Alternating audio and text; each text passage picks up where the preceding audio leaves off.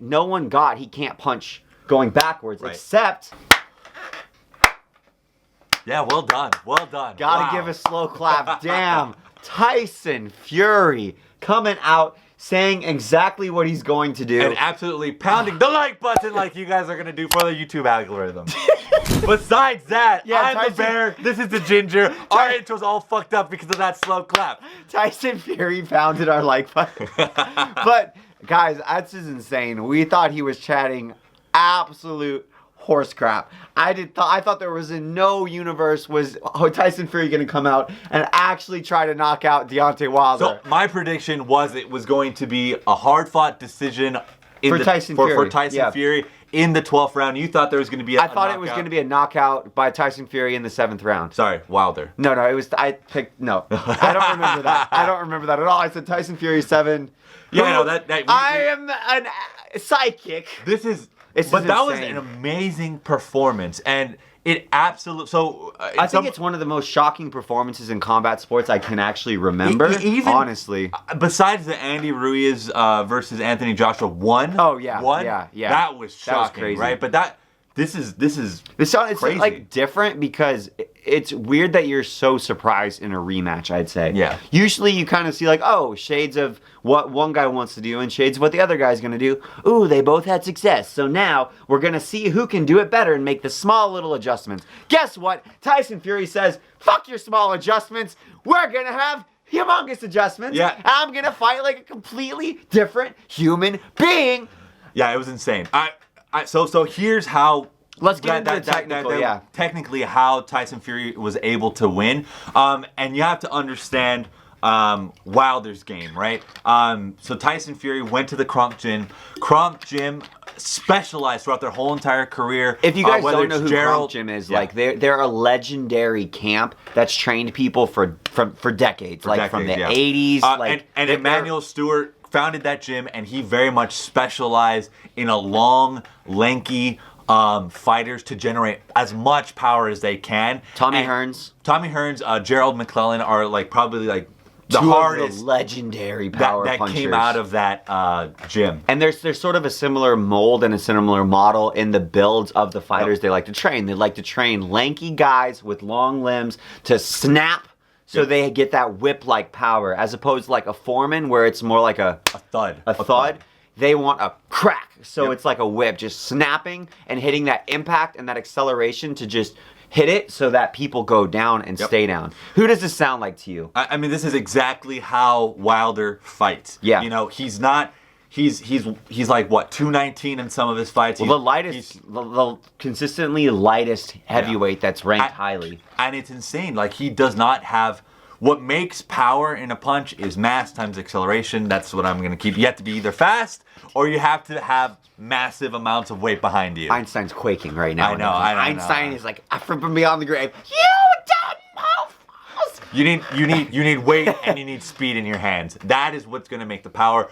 Deontay is all about that speed and the leverage so that he can gain that kind of mass to be able to hit you hard enough. And it's really interesting because there's been a lot of people who have criticized Deontay Wilder's boxing, and for good reason in some of the ways that he fights. Everything is tailored around him landing that right hand. Yes. He keeps low volume. He doesn't really have much defense except for being very, very tall and just sort of trying to stay away. Wilder's number one defense is for his opponent to respect him. Yeah. That's the number one defense. So he needs to have that fear that they're going to be knocked out if they come forward towards him. Because he can. If he's still, he can punch like a god. If he's moving forward, he can punch like an angry god, a wrathful god. The problem is, because of his defensive liabilities, I think a lot of people, myself included, don't realize sometimes how good defense in boxing isn't always actually about having good defense. Sometimes it's about defending yourself while also being in a position to counter, to punch and to counter. That's where Deontay's defense actually starts to break down, even more so than his vulnerability. Because even against Fury, who is an enormous man, just an enormous slab of human being, right? He still actually, when he was backing up, in the actual backups, Deontay still was not getting hit until he got to the ropes. Yes. So that, weirdly, was defensively sound, but because he was backing up like this with his chin in the air, his whole body was backwards, right? And you can't generate power when basically your head and your chin are extending past your ass. You just can't. You can't move forward. You can't. If you can kind of arm punch, but you can't, especially with Deontay's build and the power he generates, which is a full body snap that starts from his ankles, goes to his knees, hips, shoulders, elbow, wrist, arm. That kinetic chain isn't there because the kinetic chain is broken by your back's posture. And this is something like, I don't think people actually understood, to be honest. I think everyone just said like, oh, Deontay Wilder's got bad boxing. Oh, Deontay Wilder's chin's up high. But, like, no one got he can't punch going backwards except for Kronk's gym and Tyson Fury. Yep. And Kronk's gym, I think, only could see it because they've trained so many of these guys. They have an intimate understanding for what they need to do to create and generate this type of power. It's important to recognize your opponent's weaknesses. Yeah. But you need to be able to have a game plan to capitalize. And once you're able to have the balls, in this case, Tyson Fury's mega fucking balls, he was... Who would, in their right mind, would go forward against and trade with Deontay Wilder? Because that's the problem. It's one thing to recognize that this even exists as a weakness, which is incredibly hard to even see. And then to capitalize it and to pull the trigger. And that's exactly what we saw Fury did. And it's insane because think about this. He was dropped in the first fight. He was dropped twice, in the 8th round and in the 12th round. And the 12th knockdown was really bad. Brutal. And the fact that Tyson Fury was able to come out of that and still have the mental fortitude to be the guy pressing through that red zone where Deontay can hit him, showing no respect for his power, especially early in the fight when he needs to get Deontay backing up. He's going right. He's doing what Deontay wants. Deontay wants him to come where he's standing still and he can try to hit him.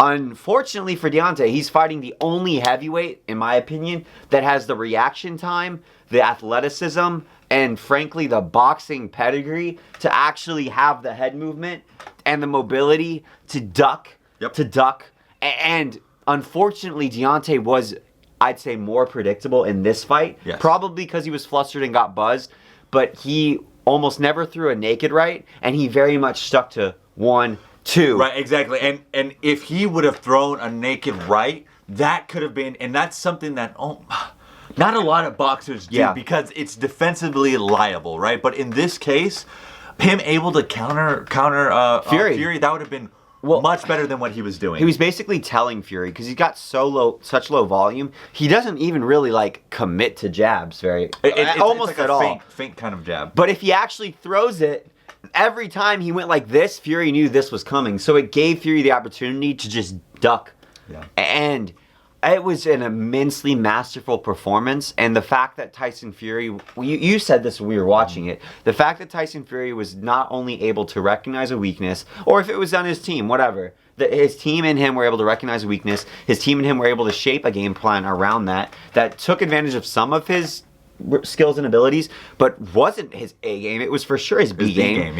And he was able to maybe his C game. Maybe his C game might have been his Z game. We have no idea. And he was able to outbox, knock out, and bully Deontay Wilder, who is still, and people are going to act like he wasn't good, he's still one of the very best heavyweights in the world. I think he has a very good shot at beating AJ. Yep. I think he has a very good shot at beating anybody else. I think he could beat Tyson Fury potentially in a third fight. You never know. I mean, he can beat Parker. He can beat Ruiz. He can beat that German guy. Whatever.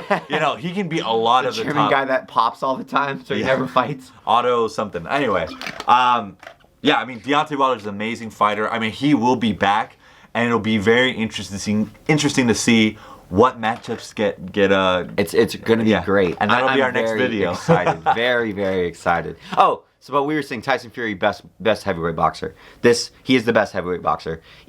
For sure. Not far behind is definitely AJ. Not far behind. I don't know, man. I guess AJ I think the difference in the rematches tells you a lot. Mm-hmm. Like AJ was able to win a dominant decision against Andy Ruiz, but it was nothing. It was not as masterful as this. And it was against a much less dangerous opponent. Yes. So Tyson Fury not only fought the harder fight, he fought the harder fight and more masterfully. One with more style. No.